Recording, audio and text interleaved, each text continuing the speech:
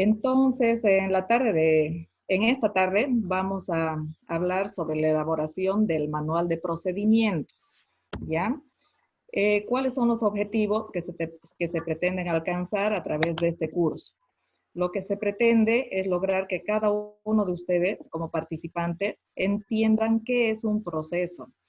Parece obvio, ¿no? Pero realmente cometemos muchos errores a la hora de hablar de procesos. Y si no tenemos claro qué es, entonces difícilmente podemos hablar de un manual de procedimientos.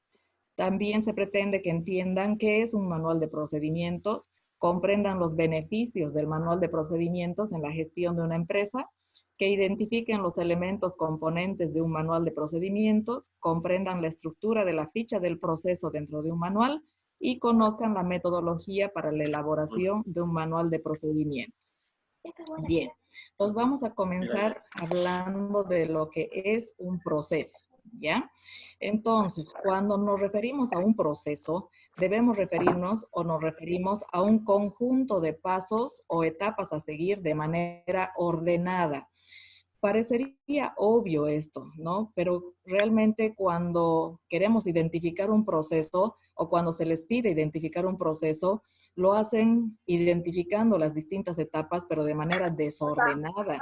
Y eso no tiene sentido, ¿no? Entonces, debemos nosotros hacer que o identificar. Sus audios, por favor, apaguen, ¿ya? Debemos identificar cada etapa del proceso de manera ordenada, ¿ya? Y en este conjunto de etapas existen una serie de entradas que se combinan por medio de una serie de actividades para generar un resultado. Es lo que ustedes pueden ver en la gráfica.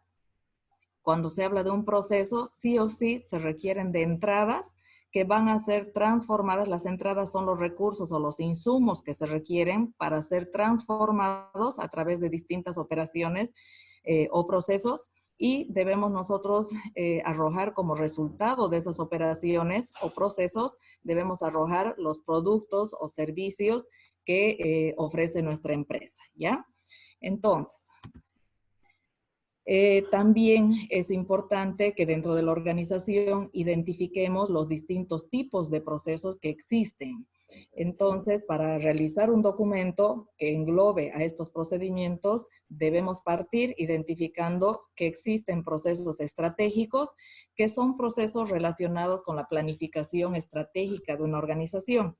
O sea, están destinados estos procesos estratégicos a definir y controlar las metas de la organización, sus políticas, sus estrategias. También se identifican procesos operativos, que son los procesos que nos permiten generar el producto o servicio que se entrega al cliente. En este tipo de procesos es donde se aporta valor al cliente, ¿ya? Y por último, tenemos en la empresa los procesos de apoyo, que son actividades o procesos que garantizan el correcto funcionamiento de los procesos operativos.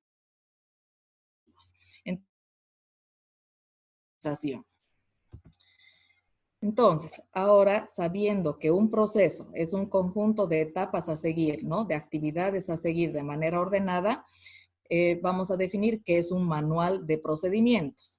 Entonces, el manual de procedimientos es un documento o guía que es indispensable dentro de una organización si es que nosotros queremos ser eficientes en el logro de los resultados. ¿Por qué? Porque este documento nos permite conocer la descripción de las actividades que deben realizarse de manera ordenada y secuencial. O sea, nos muestra todos los procesos estratégicos o operativos y de apoyo que tiene nuestra organización o procesos de un área o departamento dentro de la empresa para lograr los objetivos que nos hemos propuesto, ¿ya? Este documento brinda muchos beneficios a una empresa. En realidad no se le da la importancia debida, pero es que a veces es por falta de conocimiento de los beneficios que aporta este documento a la empresa. Por un lado, ¿qué es lo que nos permite? Nos permite el manual de procedimientos conocer el funcionamiento interno de las tareas, cómo se realiza el trabajo dentro de nuestra empresa. nos permite uniformar o estandarizar las tareas, o sea, que todos actuemos de una misma manera. Si somos los involucrados de un mismo proceso, tenemos que actuar de la misma manera. Y nos permite controlar el cumplimiento de las prácticas de trabajo. Como es un documento escrito, entonces está estipulado qué es lo que debemos realizar nosotros como parte de un proceso. Y en base a eso, obviamente, nos van a controlar, pues no, vamos a controlar que se hagan esas actividades. Nos permite el documento apoyar en la inducción del puesto, es decir, en la etapa de orientación de un nuevo empleado en la empresa. Muchas veces, quizás les ha tocado experimentar que conseguimos un nuevo empleo, pero el primer día de trabajo no sabemos por dónde tenemos que comenzar a hacer las cosas y no siempre hay personas dispuestas a orientarnos. Entonces, si existe un manual de procedimientos, entonces relacionado a los procesos de mi cargo, ¿no? Entonces, yo puedo orientarme y saber qué es lo que tengo que hacer, en qué momento tengo que realizar el trabajo, con quiénes tengo que coordinar, etcétera, etcétera. También es un documento que nos sirve en el adiestramiento, o sea, en el entrenamiento de las personas y la capacitación del personal. No necesariamente tenemos que ser personal nuevo. A veces somos personal antiguo, pero este manual nos permite, ¿no? O sea, mejorar lo que nosotros sabemos hacer o ser más asertivos en lo que hacemos. A veces pensamos que por la experiencia que tenemos, sabemos hacer las cosas y está bien, ¿no? O sea, la experiencia hace al maestro, pero si está escrito, entonces eso mejora que nosotros podamos realizar lo que hacemos sin cometer errores, sin estar perdiendo tiempo, en fin. Entonces es una forma de entrenarnos también, el tener un manual y obviamente seguir el manual, ¿no? También nos ayuda en la coordinación de actividades, porque como les digo, es un proceso, como es un conjunto de pasos o tareas a realizar de manera ordenada, van a existir varios involucrados. O sea, no siempre un proceso va a depender de una sola persona o de un solo cargo. Entonces, muchas veces tenemos que, para ejecutar un proceso, tenemos que coordinar con otras áreas o con otros cargos dentro de la empresa y gracias al documento escrito que nos indica con qué cargos debemos nosotros trabajar, es que vamos a poder ejecutar una mejor coordinación. Y vamos a evitar duplicidades, que quiere decir que hagamos doble lo que, o sea, que una persona haga el trabajo de otra persona sin necesidad de hacerlo. Entonces, a veces por desconocimiento hacemos tareas que no nos corresponden, ¿no? Entonces, el documento, como está escrito, entonces nos permite a nosotros orientarnos de qué es lo que debemos hacer, cómo debemos hacerlo, con quiénes debemos coordinar y no tenemos más que cumplirlo, ¿no es cierto? Entonces, de esa forma evitamos esa duplicidad de funciones. También va a facilitar las labores de evaluación y control interno. ¿Qué es lo que van a evaluar en mi persona?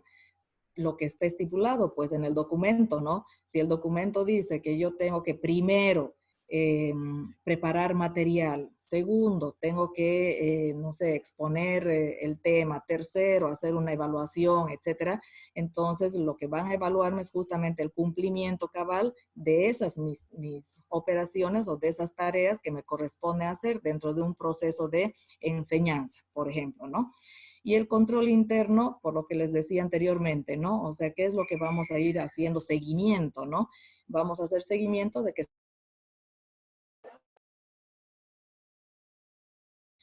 vamos a asegurar la evolución del conocimiento en la medida que se mejoren los procedimientos. Fíjense que este beneficio es muy importante para las empresas, porque si nosotros aplicamos un manual de procedimientos y lo vamos actualizando periódicamente, obviamente al proceso, entonces vamos a hacer que ese conocimiento sobre ese proceso mejorado perdure en nuestra empresa. A veces, repito, las personas sabemos hacer lo que hacemos, pero es en base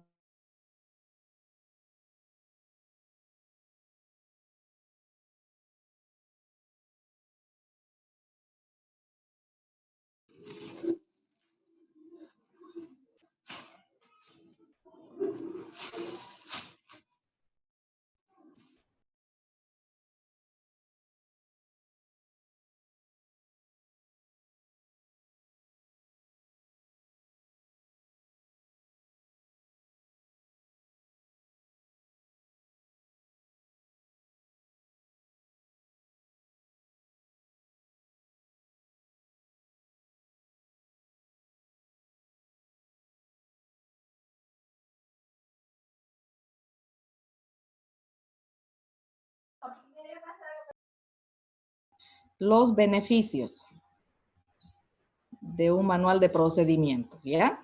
Entonces les decía que el manual de procedimientos también nos ayuda a asegurar y hacer perdurar el conocimiento en nuestra empresa.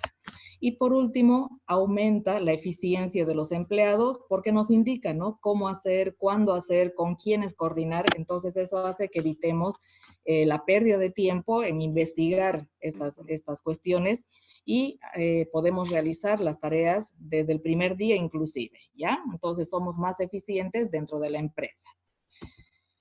¿Qué recomendaciones existen para la elaboración de un manual de procedimientos? Por un lado, estos deben ser escritos, redactados de manera sencilla. No hay necesidad de utilizar terminología rebuscada para hacer un manual de procedimientos, porque este documento tiene que ser entendible para todos y debe ser aplicable a todos, ¿no es cierto? Entonces, desde el más bajo nivel de la empresa hasta el más alto nivel de la empresa, tienen que entender y aplicar el manual. También debemos nosotros evaluar constantemente o periódicamente su aplicación. Es decir, que se esté ejecutando pues, el manual de procedimientos, ¿ya? A veces existe el documento en la empresa, pero las personas operan de otra manera. Entonces no se estaría aplicando el manual. Entonces en vano estaría nuestro manual diseñado, ¿no es cierto? Entonces hay que evaluar, ¿no?, cada cierto tiempo, y si nosotros detectamos la necesidad de hacer cambios, tendríamos que poder cambiar el manual, ciertos aspectos del manual, o hacer ciertos ajustes en dicho manual, ¿ya? O sea, hacer actualizaciones, ¿no? Y claro, el manual debe cumplir la función para la cual fue creado. Se supone que un manual de procedimientos tiene que lograr brindarnos los beneficios que he citado anteriormente. Entonces, tiene que cumplirse. Un manual no puede perjudicar el trabajo de las personas, ¿no es cierto? No debe crear confusiones, malos entendidos. Entonces, tenemos que nosotros estar verificando que realmente, gracias al manual, nosotros estamos siendo beneficiados en la gestión de la organización. ¿Cuál es el contenido de un manual de procedimientos? El contenido de un manual es parecido al contenido de un manual de funciones. En el anterior curso hemos visto qué contiene un manual de funciones, y si ustedes recuerdan, que veo que algunos participantes han estado en el anterior curso también, entonces ustedes recuerdan que el manual debe contener una carátula. En este caso, el manual de procedimientos debe contener la carátula, un listado, ¿no?, del contenido de los capítulos o de las partes que tiene este manual, un índice, que es importante, ¿no?, para la ubicación de las partes en nuestro manual, una introducción,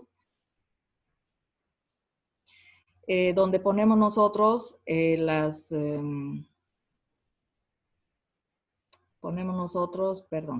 instrucciones, los objetivos que persigue el manual de procedimientos, las instrucciones para el uso del manual, como les expliqué la anterior vez, en el anterior curso, a veces la disposición, ¿no?, de las partes está en distinto orden. Entonces en las instrucciones nosotros orientamos sobre esta disposición de las partes, ¿ya? Y el cuerpo principal, que es la parte central de nuestro manual. Es aquí donde existen ciertas diferencias con el manual de funciones. Entonces, en el manual de procedimientos, lo que encontramos en el cuerpo principal es una ficha del procedimiento, flujogramas, y también vamos a tener los formularios que se utilizan en el procedimiento y el glosario de términos técnicos en caso necesario, ¿ya? Entonces, vamos a concentrarnos en el cuerpo principal y vamos a hablar sobre la ficha del procedimiento.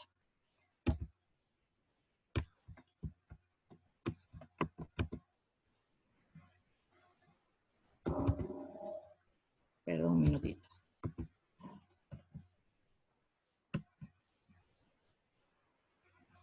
Bien. La ficha del procedimiento es un formulario.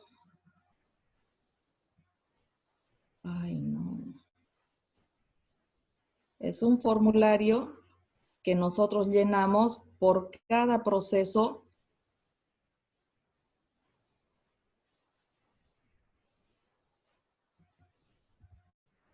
por cada proceso que nosotros vayamos a desarrollar dentro de la empresa. Anteriormente les había dicho que existen procesos estratégicos, procesos operativos,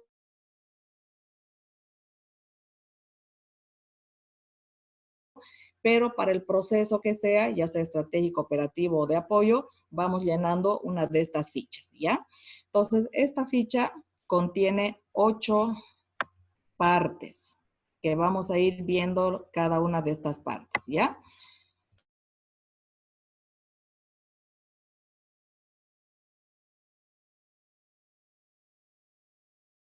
O tipo de la empresa, el título del documento, que en este caso es un manual de procedimientos. Tenemos la fecha de emisión del documento, es decir, desde cuándo está vigente el documento en la empresa, el número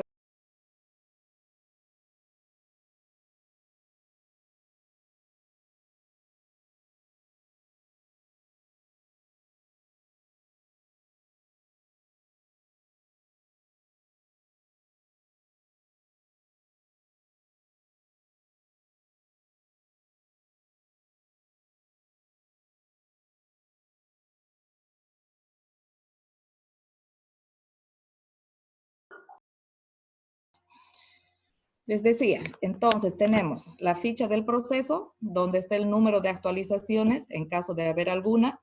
En este caso está 0 porque no hay ninguna actualización. Y el número de páginas, que si es una sola página, ponemos 1 de 1. Si son 2, como este caso, 1 de 2 y así sucesivamente. El nombre del proceso. En este caso, nosotros vamos a poner el nombre del proceso para el cual vamos a desarrollar su procedimiento. Entonces, en este caso, para el ejemplo, ¿no? Es el proceso de la explicación de los temas a los estudiantes. Entonces, ese es el proceso que vamos a desarrollar. Ponemos otro elemento, el objetivo. ¿Cuál es el objetivo de este proceso? De ejecutar este proceso.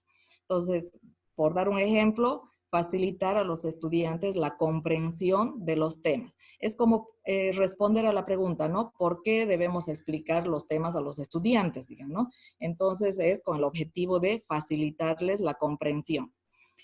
Otro elemento de la ficha son los cargos involucrados. Entonces, aquí debemos identificar todos los cargos que van a ser parte del proceso. Muchas veces el proceso recae en un solo cargo y no está mal, digamos, ¿no? O sea, todas las etapas tienen que ser llevadas a cabo por un solo cargo, pero también puede pasar que hayan procesos más complejos donde intervengan más de un involucrado, o sea, más de un cargo. En este caso, por ejemplo, los cargos involucrados en este proceso son el docente, los estudiantes y el encargado de equipos. Luego identificamos los insumos para llevar a cabo este proceso. Es decir, cuando hablamos nosotros de insumos, estamos hablando de todo lo que necesitamos, todos los recursos que necesitamos para poder llevar a cabo este proceso, o sea, la explicación de temas a los estudiantes. Entonces, en este caso, ¿qué insumos o qué recursos necesitamos? El material preparado por el docente, el equipo necesario, bueno, estamos hablando de un sistema presencial, una pizarra, marcadores. Entonces, yo me pongo a analizar y veo que estos son los recursos necesarios. Y pasamos ya al punto del procedimiento. Entonces, en este punto ya nosotros debemos hacer la descripción de cada una de las etapas de nuestro proceso. Entonces, fíjense, nosotros vamos a ordenar esta descripción con un cuadro, como el que están viendo ustedes, donde se tenga el número de etapas a seguir, los responsables, el responsable o los responsables de ejecutar las distintas etapas del proceso. En la siguiente columna, la descripción del proceso, que viene a ser la descripción de cada una de las etapas. ¿Qué es lo que vamos a hacer? En este caso, en la primera etapa, en la segunda etapa, tercera etapa y así sucesivamente.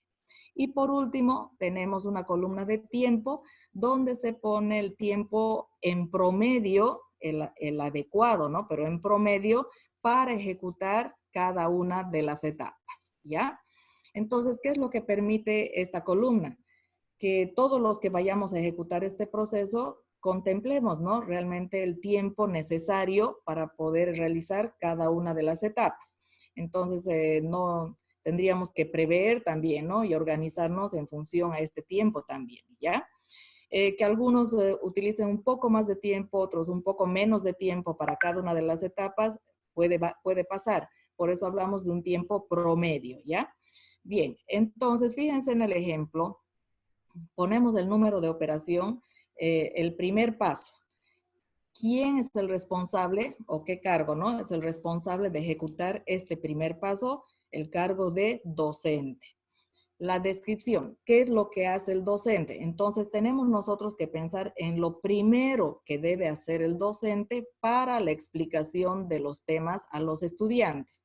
Entonces yo pongo, prepara el contenido y el material para la explicación de un tema. Entonces debemos nosotros preparar, no podemos improvisar, ¿no es cierto? Entonces preparamos. Tiempo promedio, 2 horas para esta preparación del contenido y el material. Después, el segundo paso, ¿quién tiene que llevarlo a cabo? El docente. Asiste a la universidad. Repito que esto es para un tema presencial, ¿no? Una enseñanza presencial, ¿ya? Entonces, por eso está la etapa de asiste a la universidad. Y ustedes dirán, pero qué obvio, ¿no? O sea, se supone pues que el docente tiene que asistir, pero ¿cierto? Y cuando pasan la materia de gastronomía, en las recetas mismo les ponen a ustedes añadir una pizca de sal. Y cualquiera puede pensar que es obvio que la comida o cualquier receta, por último, hasta postres inclusive llevan un poquito de sal algunos. Entonces, pero si se trata de comida, de platos, ¿no? Yo puedo decir, pero obvio, se supone que hay que añadir sal, porque está escrito. Y ustedes saben la respuesta, ¿no es cierto? Cuando algo no está escrito, muchos no suponemos, no lo tomamos por obvio. Entonces no le ponemos sal. Y de pronto prueba el chef la comida y dice, pero esto está desabrido, o sea, esto no tiene sal. ¿Y qué le vamos a responder? Pero en la receta no dice que añadamos una pizca de sal. Entonces, ¿qué va a decir el chef? Nos va a mirar raro, pues no, y nos va a decir, ay, pero se supone, digamos, ¿no? Que tenía que poner sal. Pero fíjense que ese tipo de problemas sucede si es que no está escrito.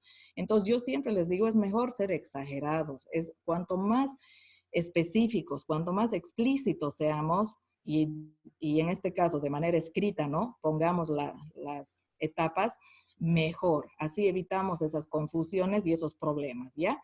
Entonces, ponemos, asiste a la universidad.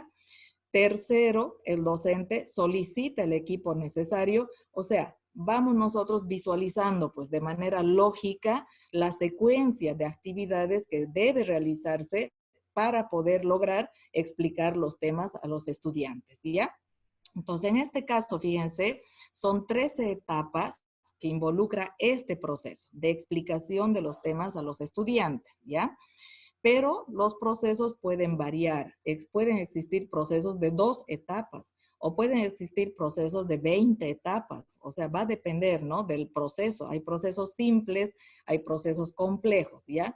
Pero ¿cuál es el objetivo? Que el proceso nos beneficie. O sea, que el proceso escrito, ¿no? Nos beneficie, ¿ya? Que aumente la eficiencia en cada uno de nosotros, que evite que cometamos errores al realizar nuestras actividades. Hemos terminado de redactar el proceso, pasamos al punto 7 de esta ficha, que viene a ser los resultados. Tenemos que poner en este punto indicadores o evidencias de que se ha ejecutado el proceso. No podemos poner, no podemos poner en este caso, por ejemplo, que es explicación de los temas, resultado el aprendizaje de los estudiantes. Pero es un resultado que deseamos. Pero ¿cómo lo medimos? Es la pregunta. ¿Cómo hacemos que sea verificable? ¿No es cierto? Porque de pronto yo estoy dando este curso o esta conferencia o este tema y el resultado de este curso es el aprendizaje de todos ustedes, que son más de 20 estudiantes. No puedo yo asegurar eso, ¿no es cierto? O sea, no es una evidencia que ustedes estén aprendiendo, o sea, no es algo que yo pueda demostrar ahorita, digamos, ¿no? A raíz de esta explicación. Entonces, en los resultados debemos poner evidencias verificables, ¿ya? Evidencias mejor si son tangibles, ¿ya? O medibles, cosa que realmente nosotros podamos evaluar el cumplimiento del procedimiento, ¿ya? En este caso, de la explicación de los temas, los resultados pueden ser los apuntes de los estudiantes. Fíjense que si de pronto entra mi jefe a evaluar si yo he explicado un tema en la clase X, por ejemplo, puede a ustedes pedirles sus apuntes. No todos no toman apuntes, o sea, algunos sí lo hacen, ¿no? Y hay personas que realmente toman muy buenos apuntes, entonces puede ser una evidencia, ¿no? De la explicación del docente. También la evidencia puede ser una evaluación escrita. Yo no puedo decirle a mi jefe, sí han entendido porque les he preguntado y han ido respondiendo, digamos, pero ¿cuál es la evidencia, no? O sea, esa es mi palabra contra la de mis estudiantes, digamos, ¿no? Entonces, tiene que haber algo tangible, les decía. En este caso, una evaluación escrita puede ser. O puede ser una actividad académica. De pronto se hace la explicación, se hace una actividad en base a la explicación y esa es la evidencia de lo que ha explicado el docente y el resultado que se está obteniendo de parte de los estudiantes, ¿ya? Entonces, en este punto, por favor, tienen que tener cuidado porque muchas veces nos confundimos con los objetivos, ¿no? Del proceso. Y aquí no se trata de poner objetivos, ¿no? Como el aprendizaje, digamos. Se trata de poner evidencias que sean medibles, verificables, ¿ya? Mejor si son tangibles. Y por último, tenemos el pie de página que nosotros ponemos en el pie de página quién ha elaborado el manual, el nombre, el cargo, la fecha, quién ha revisado el manual, tiene que ser alguien superior, ¿no? O sea, que tenga mayor jerarquía en todo caso que quien lo ha elaborado, ¿no? Y quién ha autorizado el manual, tiene que ser también un cargo de mayor jerarquía de que quien lo ha revisado, ¿ya? Obviamente personas entendidas en el proceso, ¿no? En este caso estamos hablando de un tema académico, tienen que ser personas entendidas en el área académica, ¿ya? Bien, entonces hemos nosotros llenado nuestra ficha por cada proceso que hayamos identificado en nuestra empresa, ¿ya? Entonces vamos llenando esta ficha y pasamos nosotros a ver los flujogramas.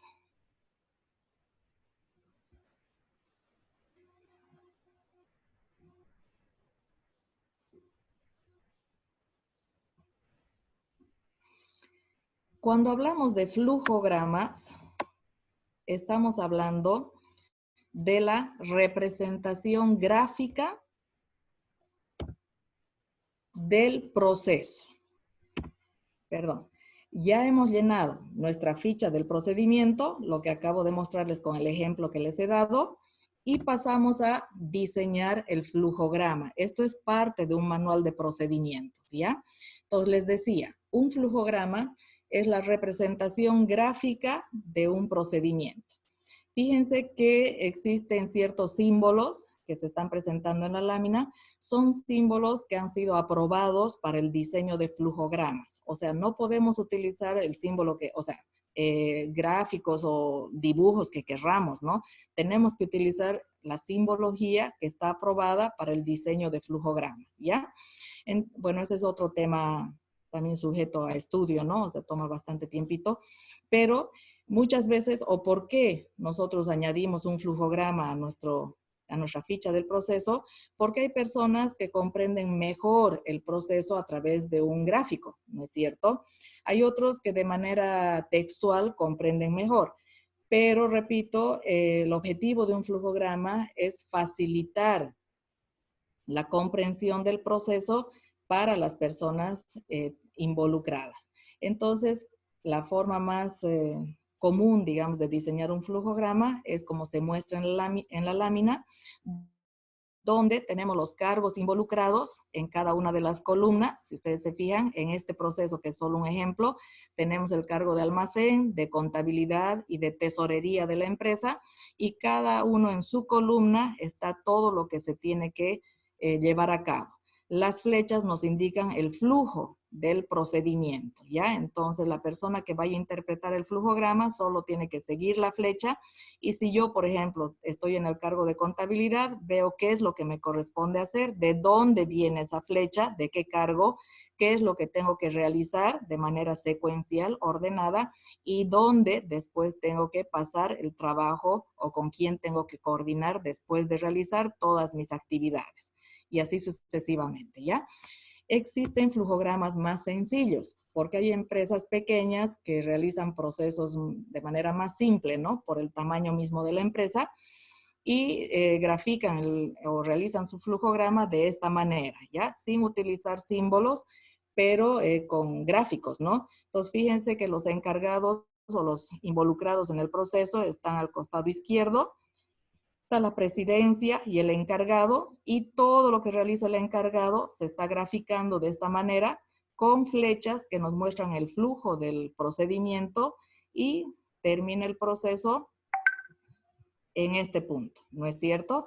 Entonces, depende, ¿no? De cada uno cómo hacer su flujograma, pero repito, el anterior que les he mostrado es lo más común, digamos, y para procesos un poco más complejos que este que estamos viendo, ¿ya? Después que hemos realizado los flujogramas, debemos diseñar los formularios. Entonces, al igual que en el manual de funciones, es bueno adjuntar, ¿no? En nuestro manual de procedimientos, formularios que van a ser empleados en el procedimiento, ¿ya? Entonces, tenemos la ficha del proceso, tenemos el flujograma del proceso y tenemos los formularios que vamos a utilizar en el proceso. Y por último, tenemos los términos técnicos, el glosario, ¿no? De términos técnicos, que les había explicado que es como un diccionario, ¿no es cierto? De terminología técnica que podamos haber utilizado en el proceso. Normalmente este glosario se pone al final de todo el documento, que es un glosario de términos de todos los procesos, digamos, que se realizan en la empresa, ¿ya? Y los ordenamos de manera alfabética. Entonces ya tendríamos nosotros nuestro manual de procedimientos con todo su contenido. Pero la pregunta es, ¿cómo nosotros vamos a elaborar ese documento? No nos vamos a ir inventando procesos, ¿no es cierto? Entonces tiene que existir una sistematización o una metodología para poder elaborar este tipo de documento. Entonces vamos a ver cómo es que se realiza. Las etapas son las mismas que en el manual de procedimientos, que en el manual de funciones, perdón. Tenemos 3 etapas a seguir para la elaboración y aplicación de un manual de procedimientos. Entonces, la primera etapa, fíjense que este es un proceso ya, ¿no? Es la elaboración. Primero vamos a elaborar el documento. La segunda etapa es de revisión. Las autoridades pertinentes o los expertos van a hacer la revisión y van a validar, ¿no? El manual. Y la tercera etapa es la aprobación ya por otras autoridades, ¿no? Un comité, digamos, ¿no? Que va a aprobar el manual, y la distribución del manual. El manual tendríamos que distribuirlo de acuerdo a los cargos involucrados en el proceso, ¿no? O sea, no es necesario copiar todo el documento completo y dar a cada uno de los